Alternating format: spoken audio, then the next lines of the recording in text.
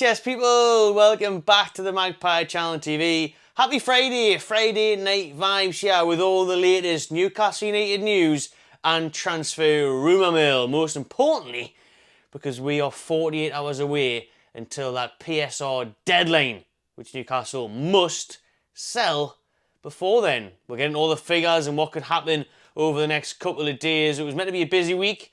Looks like everything could be last minute, as is normally the case with transfers on deadline day. I've been waiting a bit today to do this video later on in case anything did come out, but you know, I'm not sitting around all day. I wasn't sitting around, I've been mad busy, because what I've been doing is all sorts, including sorting the new merch out, which I'm wearing now. Let's give you little pixies. Oh, lovely stuff. And back down, and then you can see on the picture on the screen, on the back there, we have improved the merch now. Obviously, there was demands for it to come back. It's sold out. The hats, the hoodies over winter, and of course the t-shirts are now back in stock with a new improved back panel, as you would have seen there. Big one, not just a little one at the top. We've got a big one now across the back like it was on the hoodies. So the link for those is in the description. Check them out on the magpiechannel.com. Big up everyone for your support as always. And I've got the big sizes in for the big lads. They were asking in the DMs and in the videos for the extra sizes. Let us know what you want. I can get it for you, but we've got up to double XL, I think, triple XL maybe, on the website. So have a look at them. But let's get into all the topics in today's video, because there's loads, including pre-season friendly, official announcements, unofficial ones that I've already said that looks to be looming on the horizon, and of course the ins and outs at the Toon, which is what everyone cares about this time of year, isn't it? So let's dive into the title of the video, and that is the PSR deadline is on the horizon. Not just Sunday the 30th of your nerves and anxiety over Southgate's England, but that is also the crack for Newcastle United's business. That's when we've got to do our dealings, wheelings and dealings, only fools and horses, Harry Redknapp specials, in time for that cut-off. So, what are we going to do by then? Well, numerous reports are stating that we need to make £30 million over the next couple of days. Not long left, that is it, eh? To bring in 30 million. That's obviously the eyes on the prize. Yankuba Minteh. He's the main man that Newcastle are looking at in terms of closing that gap, fulfilling that payment, and being able to crack on with the regulations. That's what everyone's asked about. That's what everyone's scared about. Me, I'd take the hit. Not asked. Give me the points deduction. Aye? It's not just us. It's Chelsea, Villa, Forest, a few others, Leicester, who have just been promoted. We've got all this to worry about, even though Chelsea, you know, apparently Alexander Isak, interested, yeah? See you later. And then you've got all the other stuff that's going around, people buying young players from the academies of Villa for 20 million when they're worth about £2.50. Yeah, we talked about it in the podcast. Go back and check it out if you don't know what we're on about. But there's loads of loopholes, there's loads of dodgy business going on. What dodgy business could be happening at Newcastle in the next few days? Well, there was even rumours last night that the Calvert-Lewin deal could still possibly happen. We still could be looking at swapsies. We think this is Pokemon, swapping out the shinies. This is what people are saying. Trippier's linked with Milan. Tomori or Twowy to Milan. You know what I mean? All these players are getting linked. So, we'll talk about their potential swap deals in a bit. But in terms of sales, in terms of Newcastle getting some money in, it all still lies on Minteh. And I hear everyone saying it, and I see them all in the comments. Why the hell are we selling Minteh? Why not just sell Miggy? Sell Longstaff? Get rid of Wilson?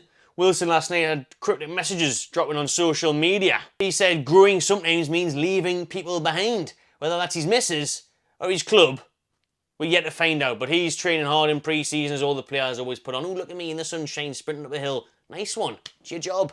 So, yeah, he's trying to get his fitness up and whatnot. Will he leave? Yeah. Will he leave by Sunday? Probably not, to be fair. And this is the issue when everyone's saying, oh, why can't we just get rid of Longstaff? No one wants him. That's one major issue, straight off the beaten track. No one wants him. And no one wants him by June 30th, because not a lot of teams have money by then. They're waiting for the balance spreadsheets to get over, so we can enter the new 3-year rolling period, and then they can start spending money in July and August. So yes, I'm just joking. People will probably want Longstaff. You'll be able to get Suitors. He's been linked to Leicester, Everton again. Other teams, you know, so he will be linked with them, but in terms of people stumping up the cash by Sunday midnight, no. Just saying that goes for Almiron. Trust me, I want rid of Mickey. Thanks for your services, sunshine. Bye-bye. We want to move on. Time for an upgrade. Someone who can actually use both feet and score goals on the right wing. However, there's only Saudi teams interested. And little Miggy's being very stubborn. He doesn't want to move. Doesn't fancy it. Doesn't fancy the Al-Kebab, the Al-Shababs of the world. Tried to say him in January. He said no. Still now, those are the teams that are in for him, and he's still not fancying it. So the only player that we've got realistically that we can make a big profit on, that teams want now, this weekend, is Yankuba Minteh. Obviously, we've staffed around a 40 million price tag on his head. Everton can't get close to that. Minteh wanted that Everton move. Lyon are meant to have offered the 40 million. Newcastle were happy with that. Minteh said, no, mate. No, thank you. I do not want to go to France. He wants to stay in the Prem, preferably Newcastle, but we're kind of forced him out because of the daft rules of PSR. He wants to go to Everton. He wants to show us wrong. He wants to show that he can play on the biggest stage, on the biggest league in the world. And he's saying no to the likes of Lyon. Dortmund, Roma, Marseille, under De Zerbi, they're all linked with him. So we'll see how that plays out. But Fabrizio Romano is still adamant and is still saying Minteh will leave 100% in the next few days. So he seems to be the one that's on the move. It's on the cusp of it. His agent is saying we're in talks with a few different clubs. We'll see what happens. All of this carry on. Keep your eyes on that one, and surely something will develop over the weekend. As I said in the podcast the other night with Keg, we both really respect the fact that Yankuba wants to stay, fight for his place. And listen, in an ideal world, the club would keep him. But we can't. Cheers, financial fair play. Really fair, that, isn't it? Got the richest owners in the world. We can't even keep with young stars who were signed for £6 million. Got to sell them on for the big margins to combat the regulations and the rules and all that. Absolute shambles. Also worth noting that another club entered the race from the Premier League today for Minteh, and that is Brighton and Hove Albion. They've inquired as well. They're trying to get talks underway, and you know for a fact if he went there, he'd be a star, and they'd sell him on for 100 million to Chelsea the following season. So I can see that happening, no doubt about it. And then there was also reports today, there just looking down at my laptop, that there was going to be a swap deal for Minteh and João Pedro. That's a load of nonsense. I can't see that happening at all. Obviously, João Pedro was a player Newcastle were linked with before he went to Brighton, and they smashed their transfer fee for him. He's done well there at the Amex Stadium since he moved. I like him. I would love Pedro. I think he'd suit us to the bone to compete with Isaac. Versatile across the front three. There's a reason we want him in the first place. Now he's Premier League proven. Makes sense. But I don't think they'd swap him for Minteh. That would kind of be counterproductive, I'd assume. Unless, again, it's for the balance sheets. In other news that I broke weeks and weeks ago, that the Sela Cup would be playing on the 9th and 10th of August. That still hasn't officially been announced by the club. However, people have spotted that the Newcastle United website, the official one, is selling hospitality packages for the Sela Cup on the 9th and the 10th of August, the weekend I said it would be on. The teams haven't been revealed yet. Last year it was obviously teams from Italy, Spain, so we'll see how we get on this year. But again, it's going to be a weekend of football. The Sela Weekender, they're calling it. Like the Benidorm Weekender, Magaluf Weekender. But Sela, probably see the women's team line up again as well, so it's a great weekend. So we'll see, probably next week, the club officially announce the dates and the opponents. So stay tuned for that. What they did officially announce is the pre-season trip to the KC Stadium. Sunny Hull, get in there. Only a couple hours down the road, I'll be there for that one, like end of July, one day before they head to Japan. I think it's the 27th of July, so let me just get my specs on, don't need them, I can see it there. 27th of July, 2 PM kickoff on a Saturday against Hull in a pre-season friendly, which is now actually called the MKM Stadium, not the KC. So no idea what that means.